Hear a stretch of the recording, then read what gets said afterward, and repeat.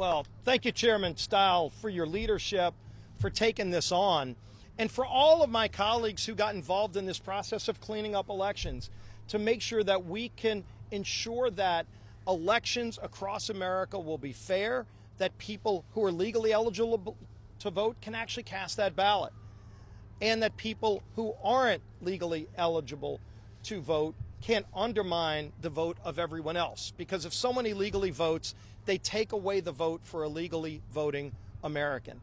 And ultimately, if you look at where this goes back to, a lot of states have had problems over the years and worked to fix them. I come from a state in Louisiana when I was in the state legislature. We had serious problems with our elections in Louisiana. You look at other states where people, they mention the state and they just laugh and they just think that that's just the way that it goes. We had that in our state until so many of us got fed up that we ultimately exposed the fraud that was going on, and we sent our elections commissioner to jail. He went to federal prison for the things that they were doing, stealing elections in the state of Louisiana. And after we did that, we cleaned up our election process. And I'm proud to have been on the committee, the House and Governmental Affairs Committee, that was part of that in the state legislature. Because once we cleaned it up, we've had clean and fair elections. In fact, I'm very proud that Louisiana Secretary of State Kyle Ardoin is here today because he's been running great elections in Louisiana. And we don't win every election. We have a sitting Democrat governor. We have a lot of Republicans that are elected too, by the way.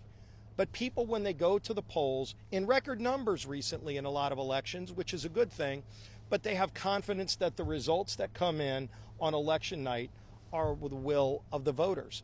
And so when you look at some of the provisions of this bill, they have wide support across this country. The idea that you have to show a picture ID to vote is common sense in America. In fact, polling indicates about 80% of Americans support the idea that you require an ID to vote, including, by the way, a strong majority of Democrats who support showing ID. People are used to showing ID for a lot of things. If they get on an airplane, they have to show an ID. Nobody complains about that. Let's go and strengthen the sanctity of the vote. Don't go mail ballots to people that have been off the rolls for years, that have died, that have moved to other states. We've seen it. It's well documented. And this bill that Chairman Stile and all of his committee have brought forward is a really, really important step in the right direction of cleaning up our elections and ensuring that everybody who's legally eligible to vote gets that vote, and people who aren't legally eligible can't deny that vote. And as he said, let's make it easier to vote and harder to cheat. This bill achieves that. We strongly support the ACE Act and look forward to bringing it to the House floor. Now is our conference chair here. She's not here yet, but I'm going to bring up a former Secretary of State and now someone I'm proud to call colleague from Florida, Laura Lee. Hey.